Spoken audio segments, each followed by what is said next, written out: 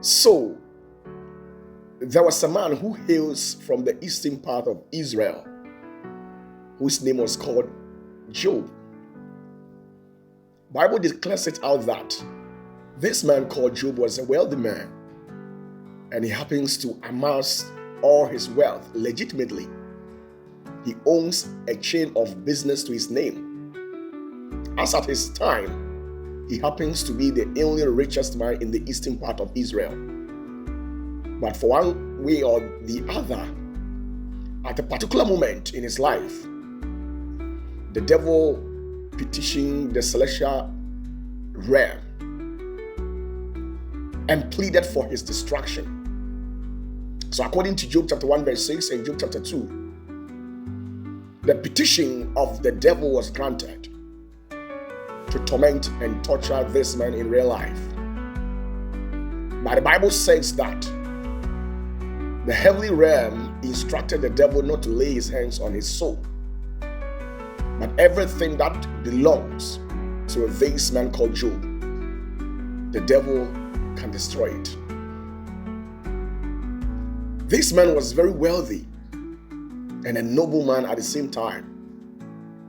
Even in the celestial courts, God himself stood up and testified on the behalf of Job.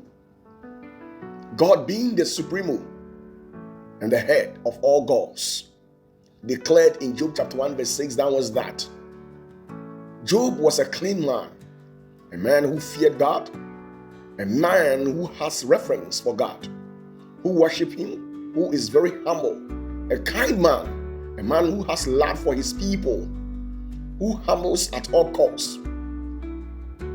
These were the things that God himself testified about Job. But at the end, he lost everything. Sometimes in life, we fall into certain situations and we feel like God has rejected us. Job that I'm talking about, he's not just an ordinary person. He was legally married with beautiful daughters.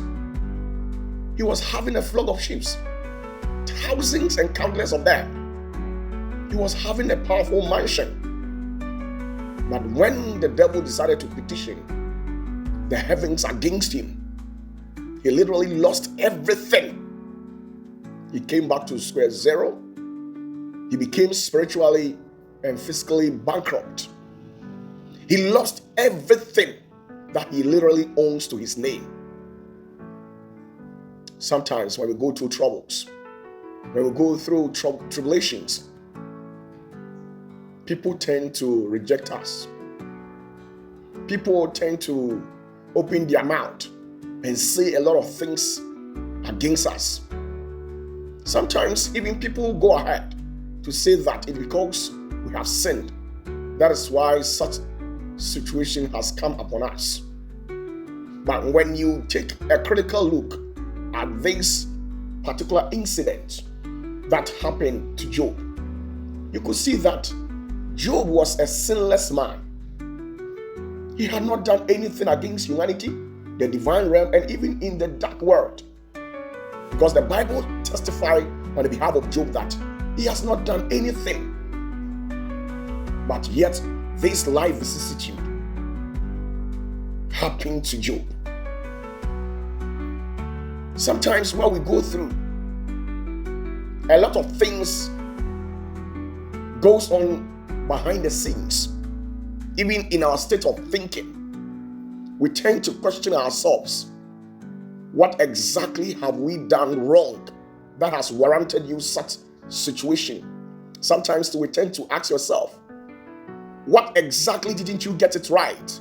Why are you suffering? Why are you going through such tribulations? Why have you lost this and that? Because you know within yourself that you have put in everything in its rightful proportion. But yet still, things are not functioning properly in your life. I'm here to tell you that entrust everything into the hands of the Lord. because he knows much more than you know. He knows better for you. Whatever situation that you're going through, I'm here to declare it out to you that exercise restraint. I know it is very painful. We've all been through pains. We've all been through pains. People have committed heinous and shameful propensities against us. But in spite of all this, we allow things to flip through the windows and go just like that, because there are certain questions that we ourselves, we don't have answers to it. And the intricate nature of human existence, it is full of mystery. There are certain things when you spend your time on trying to necessitate answers, I'm telling you that you're not going to get it. So there are things you have to let it go just like that. I am that type that there are things that I give it to God, and there are things that I act upon, and there are things that I entrust into the hands of time. Because as time goes on, there are certain answers that you might not get it at this particular moment. But as time goes on, time will help unravel the truth behind everything that you might have encountered or you might have been going through. But I can assure you that at the end, all things will work together for your own goodness. Because the Bible says that the expectation of the righteous shall never be cut off. I know whatever that you're looking for legitimately, you shall never be cut off. And delay is never denial. The devil can use all schemes and tactics against you, hide behind scenes and instigate, incite people to fight you. But I can assure you that at the end, all will prove futile. You will emerge as a conqueror. You will emerge as a conqueror. The Bible says that when he was nailed on the cross, everything was defeated. So sickness was defeated. Poverty was defeated. Tears, pains, all these atrocities were defeated. So as far as you prioritize Jesus Christ first in your life, I'm telling you that you have already prevailed in the realms of the spirit. Let for a minute for it to manifest physically. Bible says that at the end, when Job was able to stand on the face of that particular adversity that hit him on the way, at the end of everything, God tripled whatever that he lost. At the beginning, he was only having few children, but at the end, God gave him bouncing boys, beautiful daughters, about 10 of them. These are some of the miracles that our Father in heaven is capable of doing.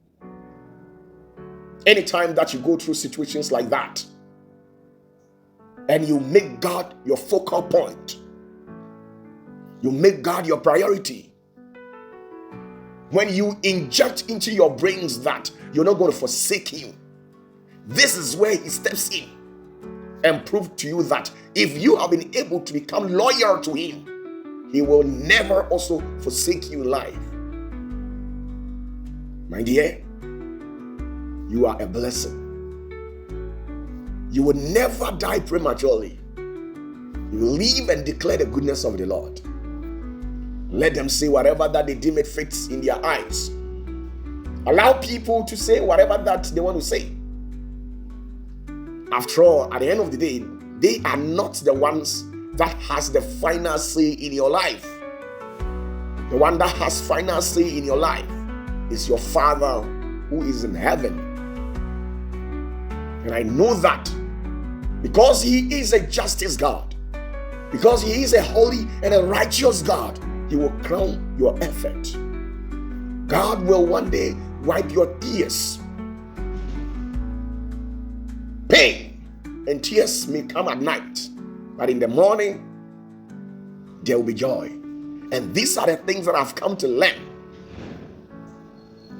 I've come to learn that in all things, stand firm and trust God that He will do it for you. If He did it for Job, He will also surely do it for you. Because you are also the son or the daughter of God. Believe me, you that if you learn how to submit yourself and bring the situation in the presence of God, He will be there to answer you. You see, at a point when Job was actually going through that tribulation, he took it to himself to lament and talk so much. But when the prophet Elihu stepped in, he told Job that this is not the set time to talk. This is not the set time to explain yourself to people. This is not the set time to move to the front desk of one after the other to tell them your situation, to present your problems to them. This is not the set time, but it is the moment that the Lord has designed for you to take that advantage, to present yourself to Him. Go on your knees, share your tears in the presence of the great one, your Father, and kneel down and talk to your Father. And I believe that He will listen to you. At a moment when people were chastising the mother of the prophet Samuel, when they were jeopardizing him, tears and sorrows were full in her heart, and she didn't have anywhere to go and lodge complaint. Because after all, when you tell humans your problem, there's a possibility about 80% that they don't have answers to it. It is the only few people that will volunteer to help you. But when the prophet Samuel's mother, when she was barren and had no child, they were jeopardizing her. They were doing every sort of negative things against this wonderful woman. But she took it onto herself to present the situation in the presence of God. Even when she went to the temple to present her case to the Father who is in heaven, at that particular juncture, even the priest who was in charge of that particular temple decided to mock her by saying that, hey woman, this is not a place for drunkards. Look at that. The woman was going through pains to an extent where her actions physically became that of somebody who was drunk. The behavior of the prophet Samuel's mother portrays as if she was drunk, not knowing that she couldn't bear it anymore. But when she took everything to the presence of God, the response came where God gave him a beautiful bouncing baby boy who later became the champion of Israel. If hadn't been the intercession of the prophet Samuel, Israel wouldn't have gotten to where they got to in life. The same thing happened to the prophet Zechariah. Zechariah was a prophet, but he actually went through tribulations where he was barren and had nothing. He was not having a baby. But he didn't go out there to explain things. No matter the pressure that is being mounted against you, hold on tight and go on your knees and speak to God about that. Go on your knees and speak to God. Talk to God. You see, most of the times when I'm in trouble, I tend to stay out of social media and go on my knees, pray, and engage the heavens, because I know very well that it is only the heavens that has answers to some of the things that I'm going through. And that is me. I know within my spirit that it is only the heavens that has answers. So go on your knees. If you are a pastor and things are not moving on well, go on your knees. Because when Job literally went on his knees in the presence of God, there were answers to his problems. When Job went on his knees in the presence of the divine, there were answers. Imagine a rich man like Job, who owns a chain of business conglomerate, and later on, he found himself on the desert, crying. He had nothing to write home about. He was being chastised by his own friends, the friends who used to come to him for help. But when that life vicissitude before Job, they were all making fun of him. And these are the things that sometimes we go through. I don't know much about you, and I don't know exactly what you're going through in life, but I'm here to tell you that go on your knees. Share your problems to God secretly. Because majority of the people that you tell them your problems, they will either pick the nuts and bolts of your problems, piece it together, and write a different story that will suit their evil agenda that they have behind scenes. That is why when you find yourself in situations, people tend to read negative meanings. Why? Because they pick the bolts and nuts of the situation, piece it together, and rewrite their own story that will suit their taste. And that is the realities of life. Whatever that you're going through, it will never remain there forever. Whatever situations that you're going through, it will never remain there forever.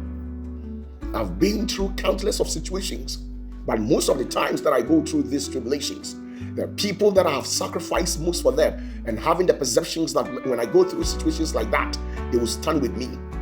They are the very first ones who reject me. But I don't have any choice.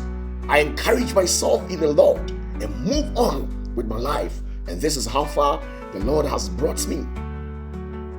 And I believe that when you also learn from what I'm telling you and begin to initiate actions of this sort in your life, I'm telling you that you become strong spiritually, physically, and forever remain a blessing. I pray to the higher heavens that whatever that you're going through, whatever that you have lost, may you be restored. May you be restored with a restitution. If you are down financially, at the sound of my voice, let the entire financial gates in the realms of the spirit be opened unto you and be manifested physically. May the Holy Spirit create opportunities in all your endeavors. May pain, sudden death be far away from you. May poverty, hardship be very far away from you. In the name of the one that has power over death. May the peace of the Lord remain in your life.